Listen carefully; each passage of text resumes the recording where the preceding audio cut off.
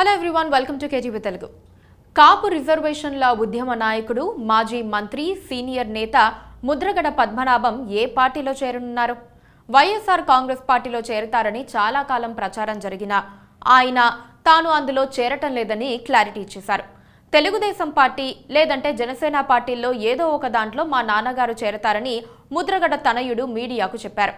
ముద్రగడ పద్మనాభం మాత్రం నోరు తెరిచి తాను పలానా పార్టీలో చేరతానని కానీ, పలానా నియోజకవర్గం నుంచి పోటీ చేస్తానని కానీ ఇంతవరకు చెప్పకుండా చాలా కూల్గా అన్ని సమీకరణాలను, పరిస్థితులను నిశితంగా గమనిస్తున్నారు. ఆయన అనుచరులు సైతం ఆయన ఏ నిర్ణయం తీసుకుంటారా అని ఆసక్తిగా చూస్తున్నారు. కాకలు తీరిన రాజకీయ నాయకుడు కావటంతో ముద్రగడ పద్మనాభం పెదాలపై చిరునవ్వు చెదరకుండా వ్యవహారాలు నెట్టుకొస్తున్నారు.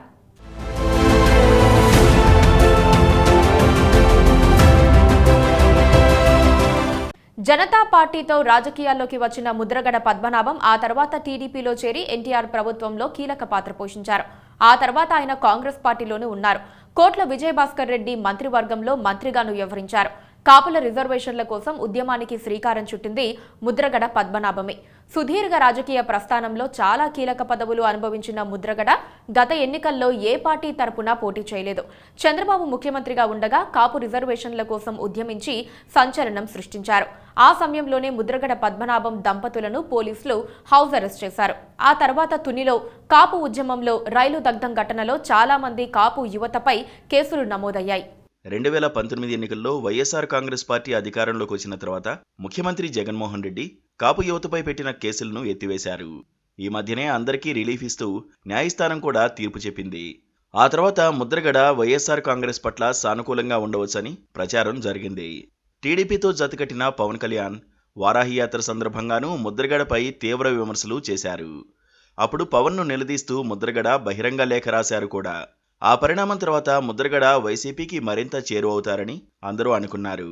ముద్రగడను కాకినాడ లోక్సభ స్థానం నుంచి పోటీ చేయిస్తారని ప్రచారం జరిగింది కూడా. అయితే హఠాత్తుగా ముద్రగడ పద్మనాభం నిశ్శబ్దాన్ని బద్దలు కొట్టారు. తాను వైఎస్ఆర్ కాంగ్రెస్ పార్టీలో చేరటం లేదన్నారు. ఆయన ముందుగా వైసీపీలో చేరాలని అనుకున్నారని, కాకపోతే తనతో పాటు తాను చెప్పిన కొందరికి అసెంబ్లీ టికెట్లు ఇవ్వాలని ఆయన షరతు విధించారని అంటున్నారు.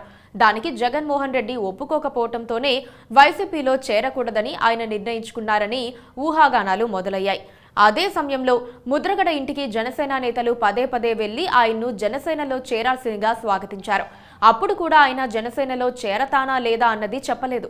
తాజాగా జనసేన కీలక నేతలు కొందరు ముద్రగడ పద్మనాభం ఇంటికి వెళ్లారు. జనసేనలో ఎప్పుడు చేరతారో అడగడానికే వెళ్లారు. వచ్చిన నేతలందరినీ చాలా ఆప్యాయంగా ఆహ్వానించిన ముద్రగడ పద్మనాభం చాలా దూరం నుంచి వచ్చారు. ముందుగా టిఫిన్లు చేద్దురుగాని రండని పిలిచారు. వేడివేడి ఉప్మా పెట్టించారు. అది తింటూనే కొందరు నేతలు మా పార్టీలో ఎప్పుడు చేరతారు సార్ అని అడిగారట. దానికి ఆయన వెన్నెల్లా నవ్వేసి, కంగారు పడకండి, ఉప్మా తర్వాత దోశలొస్తాయి, అవి కూడా తినాలని అతిథి మర్యాద చేశారు.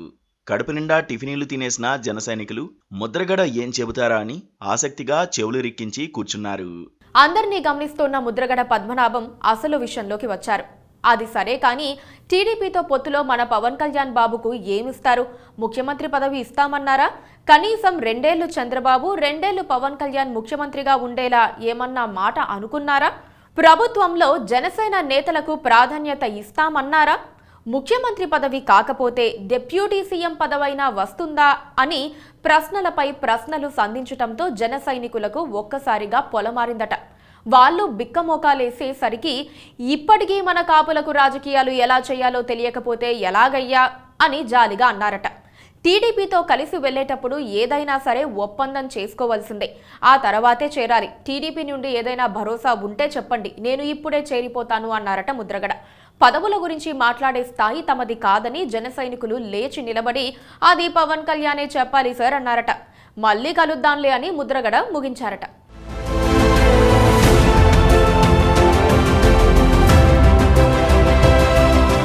Please subscribe to